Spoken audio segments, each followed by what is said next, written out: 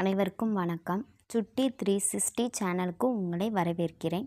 மகளிர் வாக்கு என்கிற மந்திரக்கோள் யாருக்கு வாக்களிக்க வேண்டும் என முடிவெடுக்கும் நிர்ணய சக்தியாக பெண்கள் உருவெடுத்து விட்டனர். வாக்குச்சாவடிகளை நோக்கி பெண்கள் எடுத்து வைக்கும் ஒவ்வொரு அடிக்கும் பின்னால் இருப்பது அவர்களுடைய அரசியல் விழிப்புணர்வு, குடும்ப தலைவரின் விருப்பமும். பரிந்துரையாமல் தேர்தல் நாளில் பெண்கள் வேத வாக்காக இருந்த காலம் மலையேறி விட்டது. தங்கள் குடும்பத்தின் வாழ்வாதாரம், கல்வி, சுகாதாரம், சமூக பாதுகாப்பு ஆகியவற்றை மனதில் நிறுத்தி யாருக்கு வாக்களிக்க வேண்டும் என்பதில் தன்னிச்சையாக முடிவெடுக்கும் நிர்ணய சக்தியாக பெண் வாக்காளர்கள் உருவெடுத்து விட்டனர். வாக்காளத்தில் அவர்களது சுயசார்பின் ஒரு பகுதியாக மாறிவிட்டது. இதன் விளைவாக கடந்த 5 தேர்தல்களில் ஆண்களை விட அதிக எண்ணிக்கையில் பெண்களை வாக்களித்து வந்திருப்பதை தேர்தல் ஆணையத்தின் புள்ளி விவரங்கள் சுட்டி காட்டுகின்றன.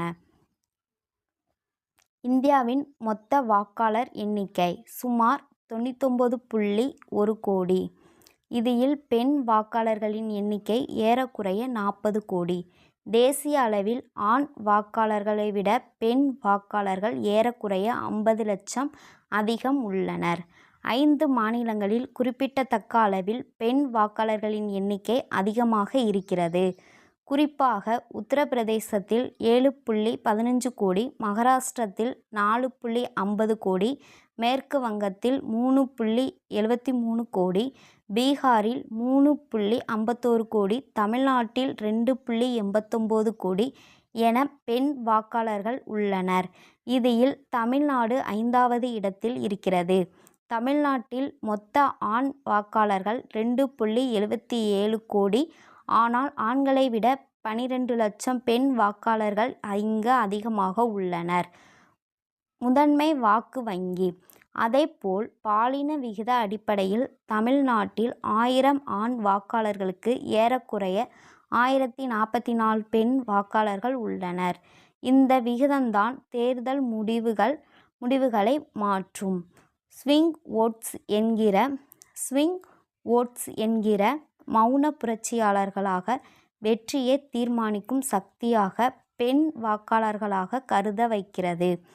ஆண்களை விட எண்ணிக்கை அடிப்படையில் பெண்கள் முதன்மை வாக்கு வங்கியாக பார்க்கப்படுவதற்காக இன்னொரு முக்கியமான காரணம் இருக்கிறது. Primary vote bank. அதே பெரும்பாலான பெண் வாக்காளர்கள் தேர்தல் நாளைக்கு மிக சமீபமாக தாம் யாருக்கு வாக்களிக்க வேண்டும் என்பதை தீர்மானிப்பதாக ஆய்வுகள் குறிப்பிடுகின்றன. தமிழ்நாடு உள்பட பெரும்பாலான மாநிலங்களில் 3 முதல் 4 அணிகளாக கட்சிகள் பிரிந்து நின்று போட்டியிடுகின்றன. விளைவாக வாக்குகள் பிரிவதில் பெரும்பாலான தொகுதிகளில் வெற்றி வித்தியாசம் என்பது 5000 முதல் 20000 வாக்குக்குள்ளாக சுருங்கிவிடுகிறது. இந்த கண்ணோட்டத்தில் நடத்தப்பட்ட ஆய்வில் பெண் வாக்காளர்களின் 2 முதல் 5% பேர் இறுதி தேர்தலில் எடுக்கும் முடிவுகளில் தேர்தல் முடிவுகள் மாறிவிடுவதை கடந்த பல தேர்தல்களில் நடந்திருக்கிறது. பெண்கள் மனதில் வைத்து நீண்ட காலமாக ஒரு கட்சியின் உறுப்பினராக அல்லாமல் அக்கட்சியின் கொள்கைகள், செயல்பாடுகள், சின்னம் ஆகியவற்றை அபிமானியாக இருப்பதை, ஒரு குறிப்பிட்ட தலைவரின் ஆளுமையால் கவரப்பட்டு ஆதரிப்பதை போன்று அடிப்படையான காரணங்களுக்காக வாக்களிக்கும் பெண்கள் எல்லா பெரிய கட்சிகளுக்கும் அவற்றின் வாக்கு வங்கியின் அஸ்திவாரமாக திகழ்கிறார்கள். ஆனால் எந்த கட்சியும் சாராத பெண் வாக்காளர்கள் இவர்களை விட அதிகம். இவர்களில் படித்து கொண்டிருக்கும் பெண்கள், பட்டதாரி பெண்கள், படித்து வேலைக்கு செல்பவர்கள், வேலை தேடிக் கொண்டிருப்பவர்கள், வீட்டில் இருந்தே சுய தொழில் செய்பவர்கள், இல்லத் தலைவியர் என பல வகையான நிலைகளில் உள்ளனர். இவர்களே தேர்தல் முடிவுகளை மாற்றும் சக்தியை கொண்டு ஸ்விங் ஓட்ஸ் என அழைக்கப்படுகின்றனர். இந்த நடுநிலை பெண் வாக்காளர்கள் மனதில் கொண்டே நலத்திட்டங்கள் தீட்டப்படுகின்றனர். கடந்த காலத்தில் கொண்டுவரப்பட்ட தொலைக்காட்சி, மிக்சி, கிரைண்டர், மின்விசிறி போன்ற இலவச திட்டங்களை தாண்டி தற்போது இலவச எரிவாயு, மகளிர் உரிமைத் தொகை, கல்வி கற்கும் காலத்துக்கான உதவித்தொகை, இலவச பேருந்து பயணம், கர்ப்பப்பை வாய்வு, புற்று நோய் தடுப்பூசி போன்ற திட்டங்கள் பெண் நேரடியாக பயன்பெறும் திட்டங்களாக அவர்களை மையப்படுத்தி வகுக்கப்படுவதும் அமுல்படுத்துவதும் அவர்களின் வாக்குகளை பெற்றுவிட வேண்டும் என்பதற்கான கட்சிகளின் பகிராத முயற்சியை காட்டுகின்றன. ஏனென்றால் வீட்டின் வாழ்வாதார பிரச்சினைகளின் மீது நேரடியாக தாக்கம் செலுத்தும் ஏதுவொன்றும் மூத்த பெண்கள் மிக முக்கியமாக கருதுகிறார்கள். அத்தியாவசிய பொருட்களின் விலை, உணவு சமைப்பதற்கான எரிபொருள் செலவு, குழந்தைகளுக்கான கல்வி கட்டணம், குடும்பத்தின் மருத்துவ செலவு ஆகியவைதான் பெண்களின் அன்றாட வாழ்வின் அதிக முக்கியத்துவம் பெறுகின்றனர். இந்த அடிப்படையான வாழ்வாதார பிரச்சினைகளின் மீது எந்த அரசு அல்லது கட்சியை அவர்கள் நம்புகிறார்களோ அவர்களுக்கே ஆதரவு அதிகமாக கிடைத்து விடுகிறது. அதே நேரம் தற்போது உள்ள அரசியல் சூழலில் பாரம்பரிய கட்சி அபிமானத்தை கடைபிடிக்கும் பெண்களை கூட தங்களுக்கு நடைமுறையில் கரம் கொடுக்கும் திட்டங்களை வழங்கும் அல்லது வழக்கப் போக்குவதாக வாக்குறுதிகளை கொடுக்கும் கட்சிகளுக்கு முன்னுரிமை அளிப்பதாக குறைத்து மதிப்பிட முடியாது. இதனால்தான் பெண்களுக்கான நேரடி நலத்திட்டங்கள் ஆளுங்கட்சிக்கு பாதுகாப்பு கவசமாக இருப்பதுடன் பெண்களை ஈர்க்கும் புதிய திட்டங்களை அறிவிக்க வேண்டிய கட்டாயத்தை எதிர்க்கட்சிகளுக்கு இந்தியா முழுவதும் ஏற்படுத்துகின்றனர். பாதுகாப்பும் எதிர்காலமும்.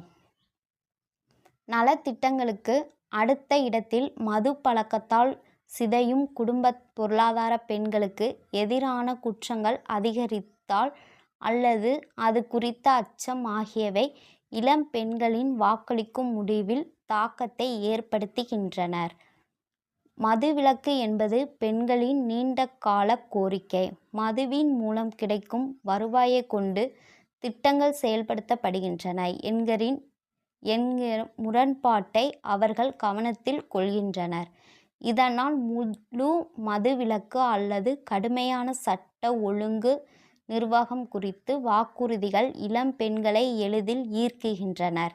இன்றைய இளம் பெண்கள் புதிய பட்டதாரி பெண் வாக்காளர்கள் நலத்திட்டங்களை மட்டும் எதிர்பார்ப்பது இல்லை. உள்ளூரிலே கிடைக்கும் கண்ணியமான வேலைவாய்ப்பு, பணி பாதுகாப்பு ஆகியவற்றை எதிர்பார்ப்பதுடன் பெண்களை அரசியல் கட்சிகள் எவ்வாறு நடத்துகின்றனர், பெண்களுக்கு குறித்து பொது வெளியில் எவ்வளவு கண்ணியமாக மதிப்பிட்டே பேசுகின்றன என்பதையும் கூர்ந்து கவனிக்கிறார்கள்.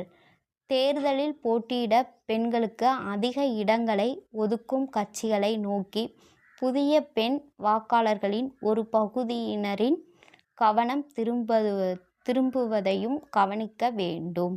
இதனால் பெரிய கட்சிகள் 2026இல் அதிக பெண் வேட்பாளர்களாக களமிறக்க வேண்டிய கட்டாயம் ஏற்படுகிறது. இது ஆட்சி மன்றத்தில் பாலின சமய நிலை மேம்படுத்தலாம். அதேபோல் புதிய பெண் வாக்காளர்களின் ஒரு பகுதியினர் திரைப்பட நட்சத்திரங்களுக்கு வாக்களிக்க வாய்ப்பு இருந்தாலும் பெரும்பான்மையவர்கள் பாதுகாப்பு, கல்வி மற்றும் வேலை வாய்ப்பு ஆகியவற்றை யார் உறுதி செய்கிறார்களோ அவர்களுக்கே முன்னுரிமை அளிப்பார்கள். சுருக்கமாக சொன்னால், தமிழகத்தின் அடுத்த முதல்வரை தீர்மானிக்கும் மந்திரக்கோல் தமிழக பெண் வாக்காளர்களின் கைகளிலே இருக்கிறது. நன்றி.